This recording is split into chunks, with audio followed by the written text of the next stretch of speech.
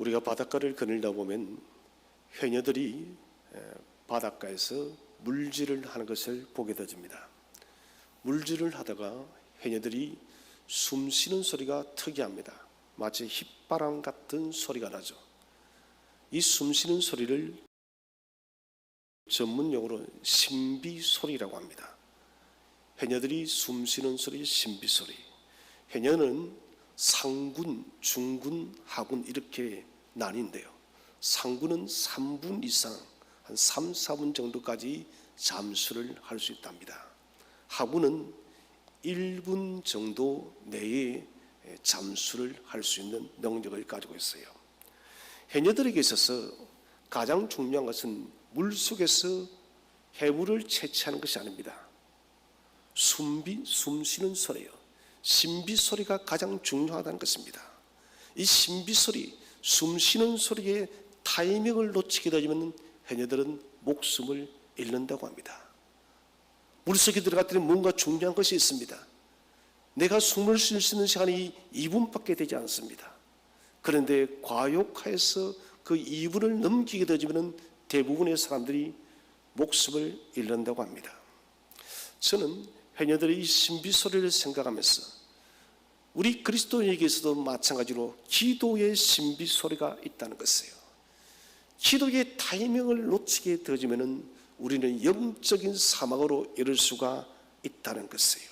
그래서 기도라는 것은 일상화되어져야 됩니다. 해녀들이 여러분 시간을 놓치지 않고 계속해서 여러분 자신의 호흡을 하듯이 우리는 우리 매일의 삶 속에서 기도의 일상화가 이루어져야 돼요. 기도의 생활화가 이루어지지 않으면 우리는 영적 사망을 선고받을 수밖에 없다는 것이에요. 오늘 시편은 다윗이 굴지만 아둘람 굴인지 엔게디 동굴인지 정확하지는 않지만 동굴 속에 있을 때 지은 시입니다. 특별히 사울로 인해서 극심한 고통과 고난과 슬픔 속에서 그는 지금 기도하고 있는 것입니다. 다윗은 심한 고난과 고통과 사울의 이 핍박 때문에 블레셋까지 도망을 쳐서 블레셋 왕 앞에서 침을 흘리면서 미친 행동까지 한 적도 있었습니다. 그의 운명은 비천한 상태로 떨어졌고 다윗의 그 명성까지도 다윗이 죽인 자는 1만이다. 그런 명성까지도 다 추락해버렸습니다. 그러나 오늘 우리가 이 동굴 안에서 드리는 고독한 다윗의 기도를 보면은 여전히 그런 하나님에 대한 진실한 살아있는 야성의 신앙을 우리는 만날 수가 있습니다. 자신의 극도의 슬픔을 하나님께 아뢰고 있다는 것입니다. 여러분, 아무도 찾지 않는 이 고독한 동굴은 기도드리기에 최고의 장소입니다. 형통할 때 드리는 기도보다 고난 속에 드리는 기도가 더욱더 간절하고 또 집중되어집니다. 우리는 오늘 본문을 통해서 생각해야 될 첫 번째 주제는 고난의 현실에 갇혔을 때 나타나는 보편적인 현상이 무엇인가? 그 첫 번째는 삶이 어디로 가야 할지, 어디로 나가야 될지를 알 수가 없습니다. 우리 3절 말씀을 다 함께 한번 읽어보겠습니다. 3절 말씀 시작. 내 내 영이 영이 내 내 속에서 속에서 상할 때에도 주께서 내 길을 아셨나이다. 내가 가는 길에 그들이 아멘. 내 영이 내 속에서 상할 때 심령의 극한 슬픔과 절망입니다. 여러분, 영이라는 것은, 영혼이라는 것은 감정의 좌소입니다. 나는 나의 갈 길을 알지 못한다는 고백입니다. 나의 감정과 나의 모든 생각들이 상하여서 낙심돼서 나는 갈 길을 모르고 주님만이 내 갈 길을 안다는 것이에요. 우리의 심령이, 우리의 생각이, 우리의 마음이 걱정과 캄캄한 암흑으로 가득 차 있습니다. 나는 내 앞에 무엇이 놓여 있는지조차도 알 수가 없습니다. 나는 내가 무엇을 할 수 있는지, 내가 가진 능력도 알 수 없고 내가 가진 지혜도 알 수가 없습니다. 어떤 행동도 취할지 나는 알 수가 없어요. 여러분, 이것은 절망 속에, 낙심 속에, 극한 고난 속에 처한 사람이 느끼는 공통적인 생각입니다. 그런데 오늘 시편 기자는 말합니다. 그러나 주께서는 내 길을 아신다. 하나님은 지금 내가 어떤 상태에 있는지를 안다는 것을 나는 알지 못합니다. 그러나 하나님은 내가 어떤 상태에 있는지를 아신다. 나는 어떻게 해야 될지를 모르겠는데 하나님은 내가 어떻게 해야 할지를 알고 계신다. 정확히 알고 계시다는 것입니다. 나는 어디까지 견딜 수 있는지 나는 알 수 없지만은 하나님은 아신다는 것입니다. 그래서 시편 기자는 내 영이 내 속에서 상할 때, 낙심할 때, 내 모든 감정이 낙심의 깊은 세계로 떨어졌을 때 나는 모르지만은 주님은 내 길을 안다는 것입니다. 욥의 고백도 똑같죠. 나는 나의 갈 길을 알지 못하지만 주님은 아시고 내가 이 고난의 길을 지나고 나면은 정금처럼 순금처럼 나올 것이다. 하나님은 여러분, 우리가 어디로 가야 될지, 무엇을 해야 될지 하나님은 알고 계십니다. 그러나 우리는 모릅니다. 고난 속에, 절망 속에, 낙심 속에, 문제의 심각한 문제 앞에 우리가 붙들리게 되면 우리는 어떻게 해야 될지 알 수가 없다는 것입니다. 그러므로 여러분, 문제 앞에 사로잡혔을 때, 고난의 깊은 수렁 속에 있을 때 하나님을 의지하시기를 바랍니다. 하나님을 신뢰하시기 바랍니다. 캄캄한 밤중에 여러분 어디로 가야 될지를 모릅니다. 그 캄캄한 밤바다를 항해하는 배가 있습니다. 나침반도 고장이 났습니다. 방향표도 없습니다. 그때 저 멀리서 이런 등대에 불이 반짝거리고 있습니다. 이런 그 배의 안전한 유일한 길은 등대불입니다. 방향을 잃어버렸을 때, 모든 배의 방향키가 고장이 났을 때 그 등대불 하나만을 바라보고 나가면 배는 안전하다는 것입니다. 인생의 등대도 마찬가지예요. 우리 인생의 불멸의 등대는 오직 여호와 하나님 한 분밖에 없습니다. 그래서 하나님만을 저와 여러분의 인생의 등대불로 삼으시기를 바랍니다. 그러면은 우리는 우리가 갈 바를 알지 못해도 빠른 길을 갈 수가 있습니다. 두 번째, 고난의 현실에 갇혔을 때 나타나는 보편적인 현상은 걸어가는 곳곳마다 인생의 올무가 놓여 있습니다. 3절 오늘 하반절을 보니 내가 가는 길에 그들이 나를 잡으려고 올무를 숨겼나이다. 인생 걸음마다 가는 곳곳마다 인생의 올무가 다 놓여져 있다는 것입니다. 어느 곳도 안전지대가 없습니다. 그래서 악인은 오른손에는 올무를 들고 있고 왼손에는 우리를 죽이기 위해서 큰 칼을 들고 있다는 것이에요. 걸음마다 우리를 잡기 위해서 덫을 놓고 기다리는 사냥꾼처럼 우리를 교묘하게 날카롭게 단 한 번도 놓치지 않고 예리한 눈으로 우리를 관찰하고 있다는 것이에요. 우리가 인생 걸음 속에서 우리에게 놓인 이 인생 올무를 극복할 수 있는 데는 한계가 있습니다. 어떻게 우리가 다 극복을 합니까? 다니엘을 보십시오. 바벨론의 포로가 되었을 때 다니엘은 여러분 믿음으로 하나님을 기쁘게 하였고 경건함으로 거룩함으로 흠잡을 것이 없는 그의 삶으로 하나님의 기쁨이 되어짐을 통하여 그는 포로였지만은 성성장구하여 그는 바벨론 역사 속에 전무후무한 국무총리가 되어집니다. 갈대아 사람들이 이 다니엘의 모습을 바라보니 배가 너무 아픈 겁니다. 저 포로되어진 바벨론이 이 다니엘이 대체 무엇이건데 저렇게 성성장구해서 국무총리가 되었느냐. 다니엘을 어떻게 하든 그들은 죽이려고 했습니다. 곳곳에 덫을 놓는 것입니다. 그들의 마지막 뜻이 무엇입니까? 누구든지 정해진 시간 기간 동안 어떤 신이나 어떤 누구에게나 절하거나 기도하는 사람은 다 사족을에 잡아놔라.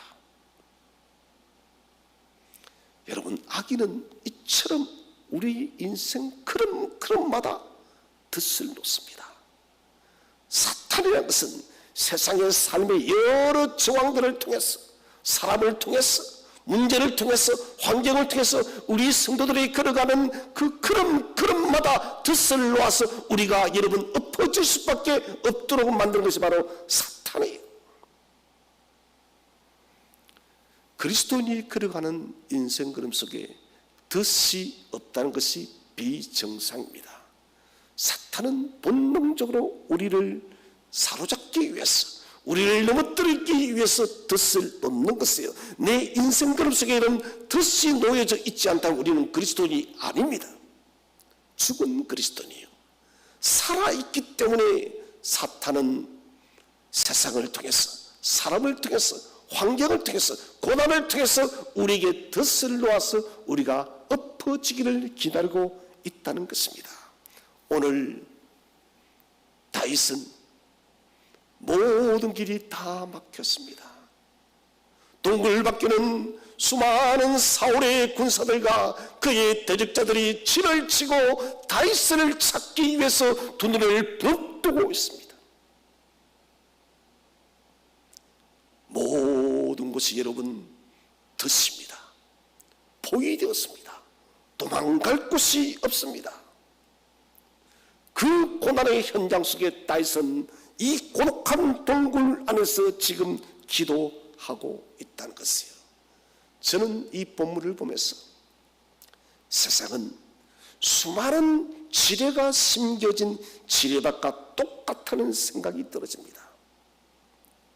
지금도 우리가 비무장지에 들어가면 많은 지뢰가 심겨져 있습니다. 이 지뢰밭을 여러분 우리가 마음대로 어떻게 걸어갑니까? 전문가들도 이런 지뢰 탐지기를 가지고 조심스럽게 가야 된다는 것입니다. 지뢰밭에 지뢰 탐지기가 없이 걸어가는 것은 여러분 죽기를 자초하는 것입니다. 여러분 우리에게도 이런 바로 이 지뢰 탐지기가 필요하다는 것입니다. 하나님께서 여러분 우리에게 탐지기를 잡혀 주어서 그 탐지기를 가지고 우리는 인생의 걸음을 걸어가야 된다는 것입니다. 세상의 지뢰 탐지기는 여러분 오작동이 있을 수가 있지만 하나님께서 우리에게 붙들어 주신 하나님의 탐지기는 결코 오류가 없음을 믿으시기를 바랍니다.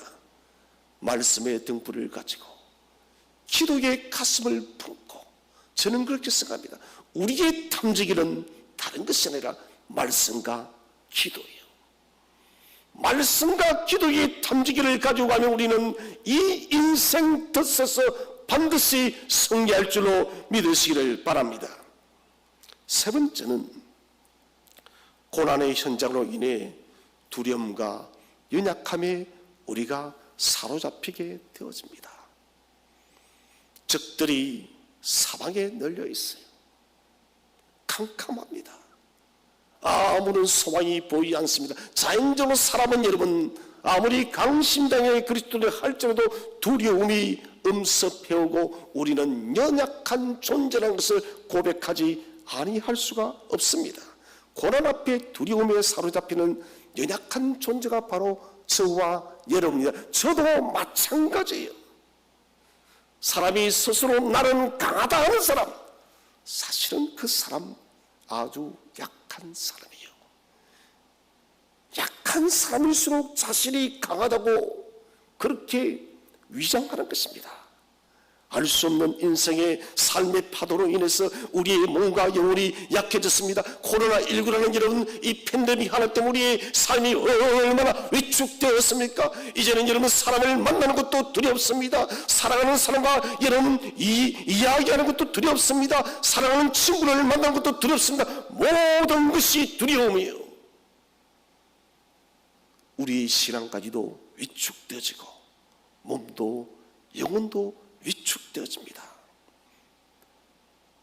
우리가 여러분 이런 고난의 현장에서 강해질 수 있는 길은 대체 무엇일까요? 길이 있습니다. 그것은 그리스도 앞에 고백하는 것입니다. 무엇을? 나의 약함을 고백하시기 바랍니다.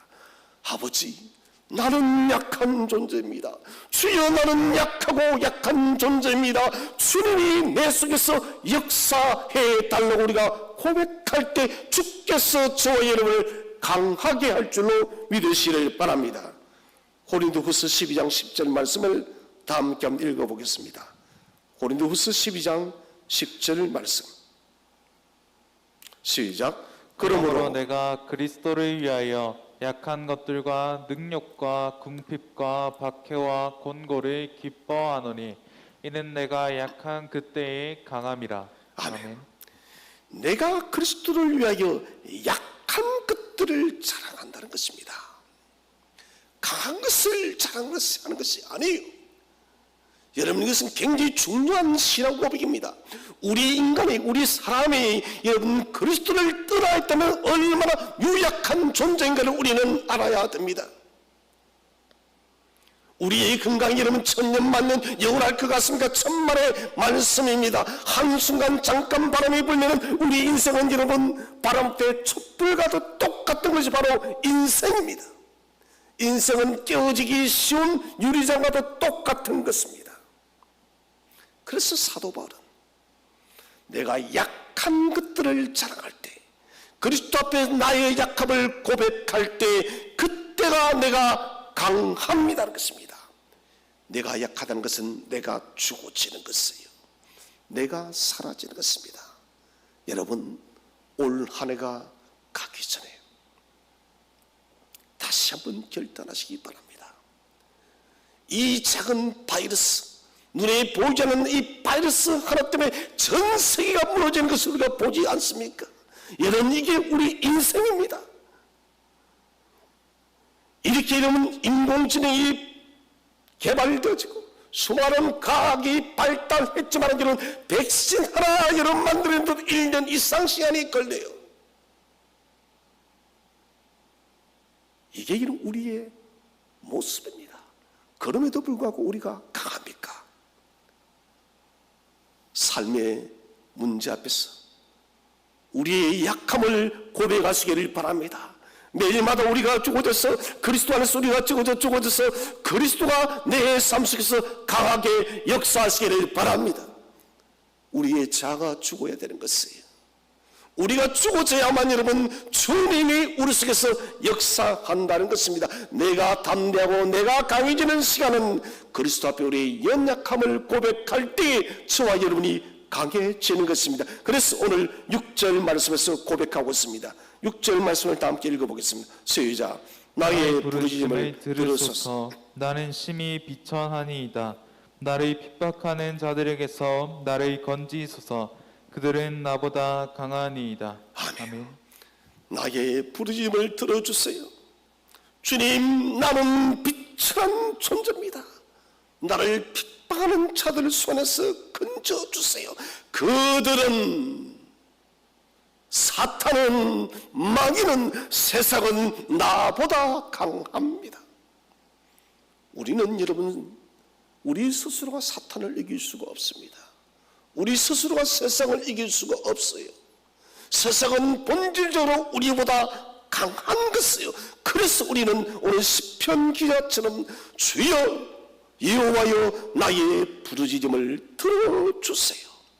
여호와여 나를 건지셔서 이 강한 세상에서 이 강한 악한 무리들 속에서 나를 건져달라고 우리는 고백해야 된다는 것입니다.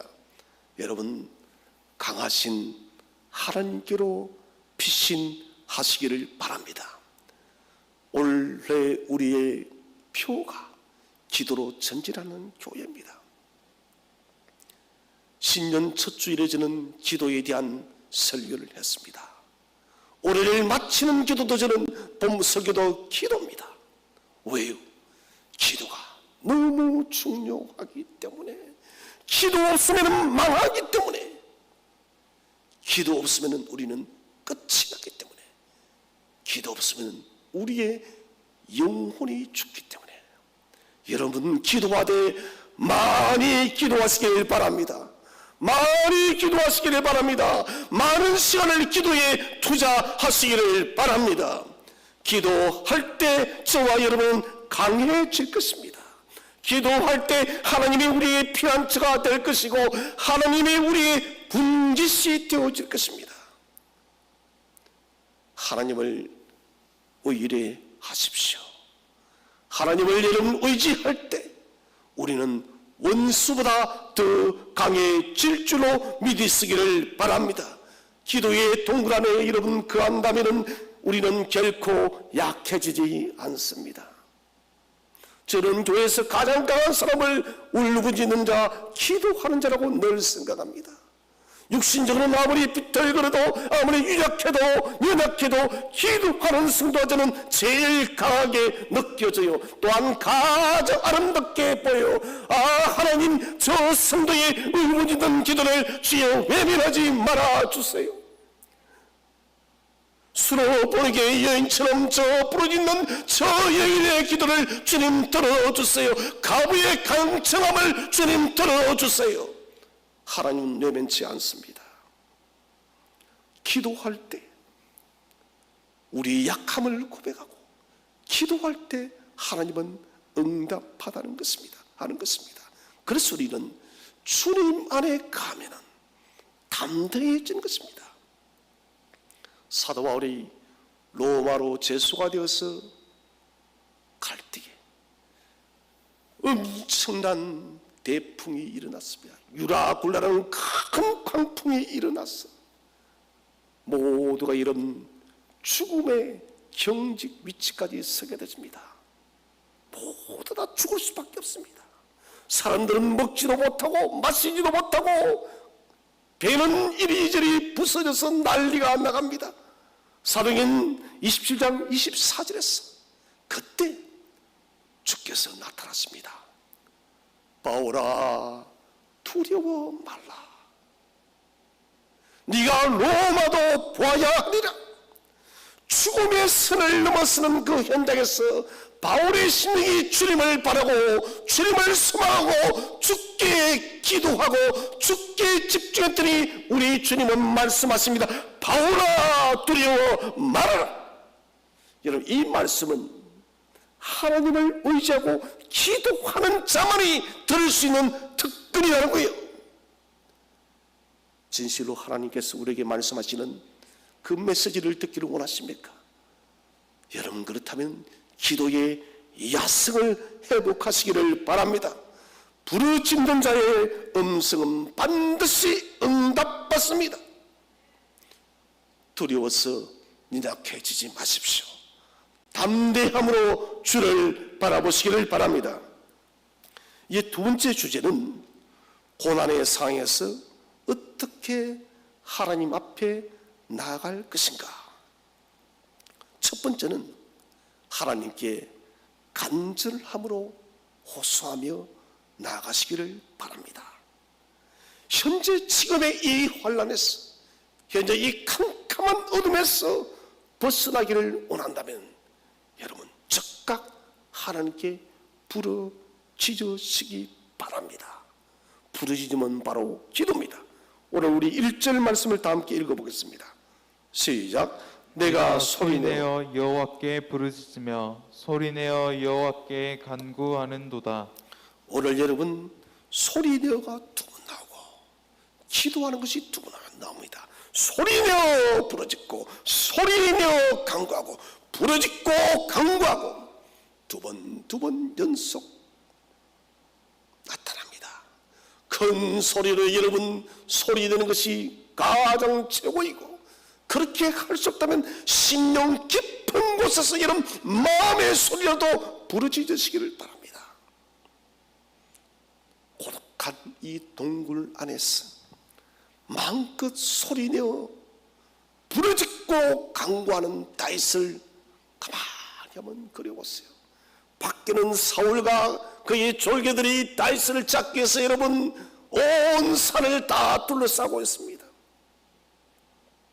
하나님께서 기쁨의 고독한 동굴 안에 다윗을 몰아넣고 다윗은 그 캄캄한 동굴 안에서 주께 부르짖고 큰 소리로 간구합니다. 다윗이 여호와의 이름을 부르짖을 때마다 동굴 안에서는 그 다윗의 소리가 메아리를 쳤을 것이에요. 이 소리는 절규의 소리예요. 이 소리는 살아있는 심장의 소리예요. 무슨 말입니까? 하나님, 이 기도를 듣지 않으면 안 됩니다. 하나님, 나의 간구의 소리를 듣지 않으면 안 됩니다. 여호와여, 반드시 나의 기도를 들어달라는 다윗의 이름은 심장의 소리예요. 심장 박동하는 한 번 그 모든 박동의 소리가 바로 기도의 소리라는 것이에요.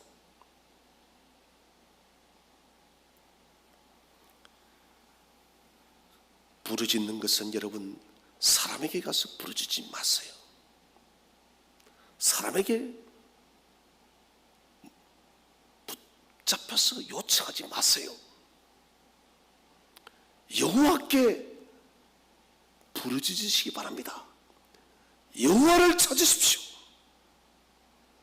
다른 곳 모든 것이 어둠이라 할지라도 오직 하나님께만 소망이 있음을 믿으시기를 바랍니다. 사람은 소망 없어요. 세상 정치 소망 두지 마세요, 여러분. 세상은 죄의 역사요, 거짓의 역사요, 윗선의 역사입니다. 세상은 소망이 없습니다. 사람은 소망이 없습니다. 오직 소망은 여호와께 있음을 믿으시기를 바랍니다. 그러므로 하나님만 바라보고 기도하세요. 하나님께만 눈을 맞추고 하나님께만 간구하세요. 호소의 초점을 다른 곳으로 퍼뜨리지 마시기 바랍니다. 호소의 초점을 간결하고 단순하게 하나님께만 집중시키세요. 스탠포드 대학에서 연구를 했습니다. 요즘에 소위 멀티태스킹, 하나 일을 하면서 여러 가지 일을 하는 것을 멀티태스킹합니다. 예를 들면 우리가 지금 많이 하고 있죠. 핸드폰을 보면서 사람들과 이야기하고, 핸드폰을 보면서 또 책도 보기도 하고, 뉴스를 듣기도 하고, 업무도 하기도 하고. 우리는 이것이 일의 효율성을 높일 수 있다 생각하는데 큰 착각입니다. 멀티태스킹은 도리어 일의 효율을 아주 떨어뜨린다고 합니다. 그 이유는 집중력이 분산되기 때문에. 저는 이 멀티태스킹의 일을 생각하면서 그런 생각이 들었습니다. 기도도 마찬가지다. 기도에 여러분 집중의 장소를 자꾸 여러분 다른 곳으로 분산시키면 안 된다는 것입니다. 아, 이 사람이 도와주지 않을까? 저 사람이 도와주지 않을까? 돈이 도와줄까? 명예가 도와줄까? 권력이 도와줄까? 아니요, 여러분. 호소의 대상은 오직 하나님께만 있음을 믿으시기를 바랍니다. 그래서 여러분, 기도의 모든 초점을 하나님께만 맞춰야 된다는 것입니다. 두 번째는 자신의 모든 것을 하나님 앞에 쏟아내시기를 바랍니다. 2절 말씀을 다 함께 읽겠습니다. 2절 시작. 내가 내 원통함을 그의 앞에 토로하며 내 우환을 그의 앞에 진술하는도다. 아멘. 내가 내 원통함을 여호와 앞에 토로하고 내 우환을 그의 앞에 진술하나이다. 내 억울함, 내 마음의 인생의 지금 고난의 짐, 그리고 우환, 이 큰 인생의 환란, 이 힘겨운 상을 하나님 앞에 쏟아내야 돼요. 쏟아내는 것이 중요합니다. 내가 여러분 원통함과 마음의 우환을 가지고 있어서 해결할 것 없습니다. 하나님께 쏟아내야 돼요.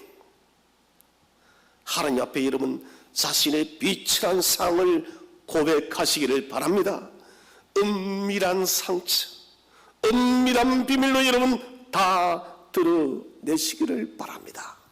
하나님 앞에 나아갈 때는 여러분 자세하게, 세밀하게, 구체적으로 쏟아내시기를 바랍니다. 무슨 말입니까? 피상적으로 여러분 뭉텅그리로 말할 것이 아니라 하나하나 핀셋으로 집어내듯이 내 속에 숨어있는 모든 죄의 문제부터 삶의 모든 고단한 문제까지 핀셋으로 여러분 집어내듯이 쏟아내라는 것을, 말할 수 없는 고통의 금은 연기가 우리를 자욱하게 덮어 세우게 되어지면 우리는 영적 눈이 완전히 멀게 되어집니다. 영적 눈이 여러분 멀게 되어지면 우리가 이 눈을 다시 떠야 돼요. 이 눈을 다시 뜰 수 있는 유일한 길은 주님 앞에 온전히 우리의 모든 삶의 죄악과 삶의 모든 문제들을 다 쏟아내는 것입니다. 모든 기도는 첫 번째가 여러분 죄의 고백이에요. 목사님 저는 지난번에 죄를 고백했는데요, 제가 그리 심각한 죄인가? 천만의 말씀요. 우리의 죄는 여러분 한계가 없는 것이에요. 끝이 없는 것이에요. 매일의 삶이 여러분 죄의 인생이에요. 저를 바라봐도 그렇습니다. 매일이 죄의 인생이에요. 그래서 여러분 기도의 출발은 자백입니다. 내가 얼마나 비열한 사람인가, 내가 얼마나 교만한 사람인가, 내가 얼마나 욕망이 있는 사람인가, 내가 얼마나 험한 사람인가, 내가 얼마나 매몰찬 사람인가, 내가 얼마나 타인을 공격하는 공격적인 사람인가, 내가 얼마나 사랑이 없는 사람인가. 여러분 우리의 자아를 한번 냉정하게 뜯어보세요. 우리는 어느 곳에서도 자유로울 것이 없습니다. 하나님께 숨기지 마시기를 바랍니다. 은밀한 비밀 다 쏟아내세요. 봄에 부는 산들바람처럼 속삭이는 아주 작은 죄까지도 주께 고백하시기를 바랍니다. 잠언 28장 13절 말씀 시작. 자기의 죄를 숨기는 자는 형통하지 못하나 죄를 자복하고 버리는 자는 불쌍히 여김을 받으리라. 아멘. 자기의 죄를 숨기는 자는 형통지 못하나 망한다는 것이에요. 예수가 나의 구주가 되는 전제조건이 무엇인가요? 그것은 우리의 죄인됨을 고백하는 것입니다. 사도 요한도 말합니다. 우리가 그리스도 앞에 죄인 되짐을 고백할 때 하나님께 속한 자요, 내가 죄인 되지 않았다고 말을 하는 것은 하나님께 속하지 않은 자라 했습니다. 그리스도인이 되는 전제 조건이 나의 죄인됨을 고백하는 것입니다. 그래서 죄를 숨기는 것은 죄를 쌓는 사람이에요. 쓰레기더미처럼 점점점 내 속에 죄의 쓰레기를 쌓아가는 것이에요, 여러분. 그러나 죄를 자복하고 버리는 사람은 불쌍히 여김을 받으리라. 긍휼히 여김을 받으리라. 주님의 용서를 받으리라. 현대인들의 문제가 무엇입니까? 아니, 고대부터 지금까지 인간의 문제가 뭡니까? 죄를 고백하지 않는 것이에요. 그리스도 앞에 죄를 고백하지 않기 때문에 여러분 인간 사회는 점점 더 파괴적 사회가 되어가고, 교회마저도 여러분 교회가 교회의 모습이 아니에요. 고린도 교회의 모습들이 지금은 현대는 너무나도 많아요. 라오디아 교회처럼 눈먼 교회들이 너무너무 많다는 것입니다. 그 이유가 뭔가요? 성도 개개인들이 자신의 삶을 정확하게 주 앞에서 조명하지 않기 때문에 자신의 교만을 바라보지 않습니다. 자신의 악함을 바라보지 않습니다. 자신의 욕망과 세상의 허탈한 마음을 품고 살아가는 자신을 주 앞에 내어놓지 않는 것이에요. 그래서 교회가 문제가 많은 것입니다. 고독한 기도의 동굴이 있는 사람은 하나님 앞에 다 쏟아놓습니다. 여러분, 하나님께 자백하는 사람이 복이 있는 줄로 믿으시기를 바랍니다. 세 번째는 하나님만이 유일한 피난처임을 고백하시기를 바랍니다. 오늘 4절 말씀을 함께 읽어보겠습니다. 시작. 오른쪽의 살펴보소서. 나를 아는 이도 없고 나의 피난처도 없고 내 영혼을 돌보는 이도 없나이다. 자, 내 오른쪽을 살펴보소서. 이것은 유대의 법정이 떠오릅니다. 유대의 재판 법정에 보면 오른편에 변호인이 있습니다. 그런데 하나님 내 오른편을 보세요. 나를 아는 이가 없고, 무슨 말입니까? 변호인도 없다는 것입니다. 나를 변론해줄 사람이 없습니다. 나의 피난처도 없습니다. 내 영혼을 돌아봐주는 사람도 없습니다. 다윗을 변호해줄 사람도 없소. 영업에 빠진 다윗을 건져줄 사람도 없습니다. 아무것도 없다는 것입니다. 나를 아는 자도 없고. 이 무슨 말입니까? 다윗을 아는 사람이 없습니까? 아니요. 많은 충성된 사람들이 있습니다. 그런데 다윗은 그렇게 고백합니다. 고난 속에 내가 처해보니, 위기 속에, 어려움 속에, 이 고난의 동굴 속에 내가 들어가 보니, 내 삶의 현장을 바라보니 나의 마음의 진실한 아픔을 알아주는 사람이 하나도 없더라는 것이에요. 여러분, 왜 그럴까요? 그것은 인간의 본성 때문에 그래요. 인간의 본성은 자체가 죄의 본성이기 때문에 사람은 철저하게, 여러분, 사람이 위기에 처하면 그 사람에게서 돌아섭니다. 말은 나는 당신을 이해한다지만 사실은 이해하지 않는다는 것입니다. 그래서 다윗은 나를 진실이 내 마음에 공감되어서 나의 아픔을 알아주고 나의 아픔을 어루만지는 사람이 하나도 없다는 것입니다. 그래서 다윗은 말합니다. 나의 피난처는 여호와라는 것입니다. 나의 피난처는 사람이 아니요, 세상이 아니요, 권력도 아니요, 명예도 아니요, 물질도 아닌 여호와 하나님만이 나의 피난처라는 것입니다. 우리는 이 피난처를 잘 생각해야 됩니다. 하나님만이 피난처다. 이 사실을 놓치면 망하는 것이에요. 추두부라는 요리가 있습니다. 추두부. 저는 먹어보진 않았는데 미꾸라지가 통째로 두부 안에 들어가 있는 보양식을 추두부랍니다. 이 추두부는 어떻게 만드냐면은 두부와 생두부를 통째로 물속에 쏟아내 넣습니다.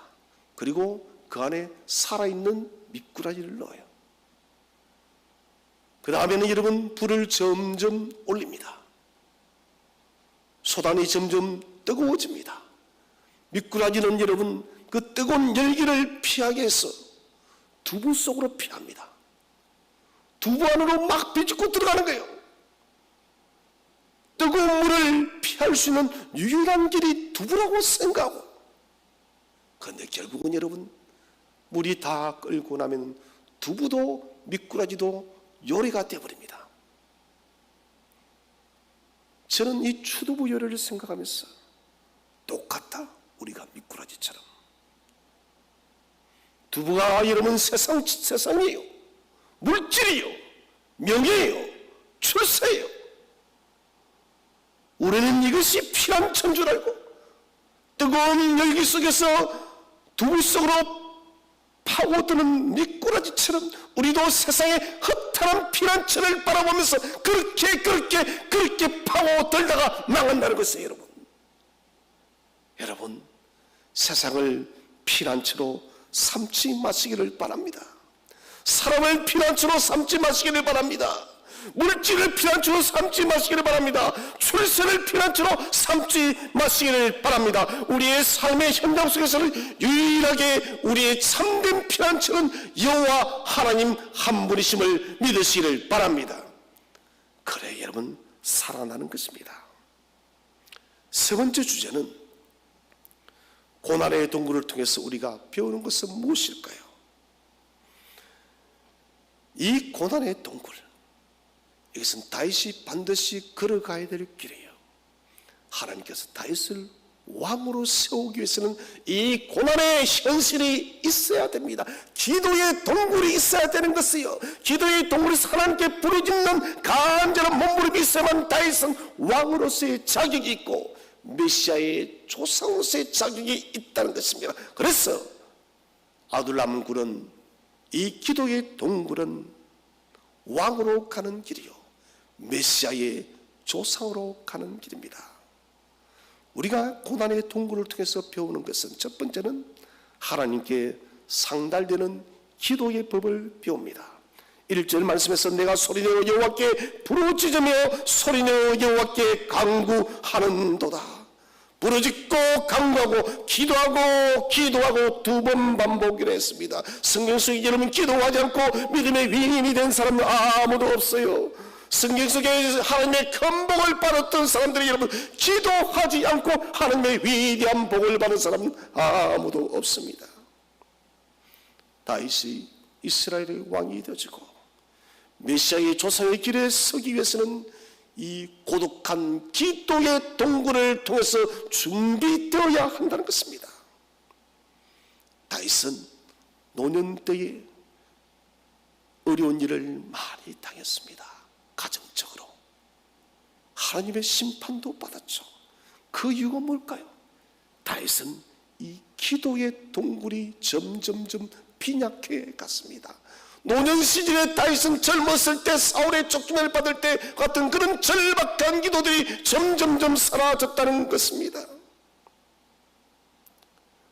가장 다윗의 생에 빛나고 아름다웠던 시간은 여러분, 그가 왕위에 올랐을 때가 아니라 바로 지금 이 시간이에요.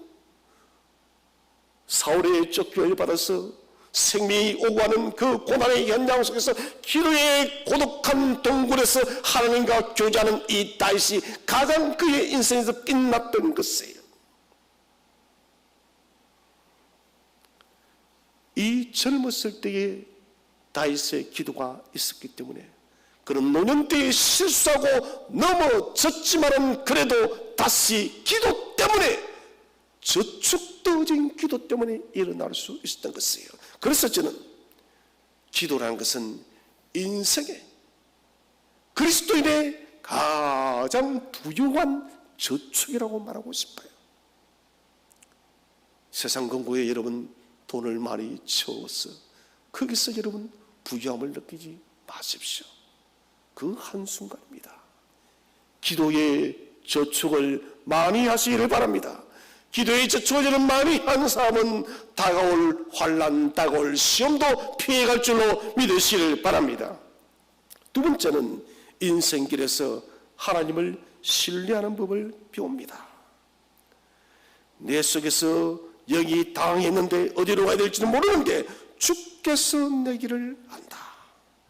삶이 어찌할 바를 몰라서 나는 당황스러워서 어디로 가야 될지 모르는데 주께서 내 길을 안내해 주신다는 것입니다. 하나님이 아신다는 사실, 이 때문에 우리는 우리를 내려놓고 하나님을 신뢰하는 법을 배워야 됩니다. 하나님이 내 길을 아셔 나는 내 길이 어디로 가야 될지 도무지 알 수가 없지만, 그러나 전능하신 하나님은 나의 모든 가야 될 길을 알고 계셔 나는 그분을 신뢰할 것이야. 어줍지 않은 생각을 가지고, 어줍지 않은 지식을 가지고, 어줍지 않은 지혜를 가지고 여러분 고집하며 가지 마시기 바랍니다. 다 내려놓으시고 하나님만을 신뢰하시기를 바랍니다. 세 번째는 홀로 서는 법을 배웁니다. 4절 하반절을 보면은 오른쪽을 살펴보세요. 상반절입니다. 미안합니다. 오른쪽을 살펴보세요. 나를 아는 이도 없고, 아무도 다윗을 아는 사람이 없습니다. 아무도 도울 사람이 없으면 여러분, 이것이 은혜의 기회의 시간입니다. 도울 사람이 없기 때문에 다윗은 하나님만을 신뢰하는 홀로 서는 시간을 가졌다는 것이에요. 사람의 도움을 멀리하고 홀로 서기 위해서 이런 몸부림치는 그때에 하나님이 도우시는 거예요. 야곱이 야복강에서 밤새도록 하나님의 사자와 씨름하는 것은 홀로 서기예요. 더 이상 다른 어떤 것에 자신의 장기와 머리와 지식과 돈에 자기를 맡기지 않고 나는 이제는 여호와 하나님 한 분으로 살겠다는 치열한 홀로서기의 싸움이 바로 창세기 32장의 야곱의 씨름인 거예요. 고독하게 홀로서는 시간을 통해서 믿음의 거인으로 우뚝 설 줄로 믿으시길 바랍니다. 네 번째는 하나님만이 피난처요 분기시됨을 배웁니다. 우리 5절 말씀을 다 함께 읽어보겠습니다. 5절 말씀 시작. 여호와여 내가 주께 부르짖어 말하기를 주는 나의 피난처시요 살아있는 사람들의 땅에서 나의 분기시라 하였나이다. 아멘. 동굴에 기도가 있는 사람, 고독한 동굴 속에서 기도하는 사람의 피난처는 오직 하나님 한 분만을 경험합니다. 하나님만이 자신의 피난처라는 것을 그는 안다는 것은, 피난처가 많다는 것은 그만큼 인본주의, 세속주의라는 것이에요. 교회를 다닌다면서 우리는 피난처를 하나님 외에 내가 가진 다른 무엇을 붙들고 여러분 그것이 피난처로 삼고 살아가는 사람 얼마나 많은지 몰라요. 여러분 피난처가 많으면 안 됩니다. 피난처는 하나여야 됩니다. 고독한 기도의 동굴에서 기도함으로 하나님만의 피난처를 경험해야 돼요. 경험해야 돼요. 모든 거 창조하고 다스리는 하나님만이 저와 여러분의 분깃 몫입니다. 상급이에요. 하나님만이 저와 여러분의 피난처가 되시고 하나님만이 저와 여러분의 상급임을 믿으시기를 바랍니다. 마틴 루터는 말합니다. 기도는 우리 삶 속에서 가장 중요한 것입니다. 그 위대한 종교개혁자 마틴 루터가 말합니다. 기도는 우리의 삶 속에서 가장 중요한 것이다.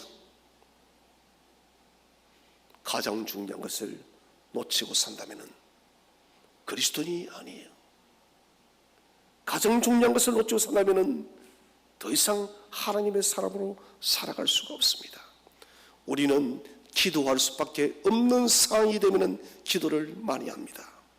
그러나 여러분 주님은 항상 일을 행하시기 전에 모든 일에 앞서서 그분은 먼저 기도하셨습니다. 밤중에 홀로 기도하셨고 이른 새벽에 고요하게 주님은 기도하셨습니다. 습관을 쫓아서 기도하셨습니다. 사랑하는 성도 여러분, 올 한 해가 지나갑니다. 내년에도 여러분 기도의 동굴을 만드시기를 바랍니다. 올해 기도의 동굴을 만들지 못했다면 내년에는 반드시 고독한 기도의 동굴을 만드시기를 바랍니다. 기도의 동굴에서 여러분 기도하시기를 바랍니다. 기도하기 위해 기도의 동굴 속에서 손을 모을 때 하나님은 역사할 줄로 믿으시기를 바랍니다. 어려운 고난의 시대, 다른 무엇이 아니라 고독한 기도의 동굴을 소유하여서 우리의 남은 모든 생애를 기도함으로 승리하는 저와 여러분 되시기를 주의 이름으로 축원드립니다.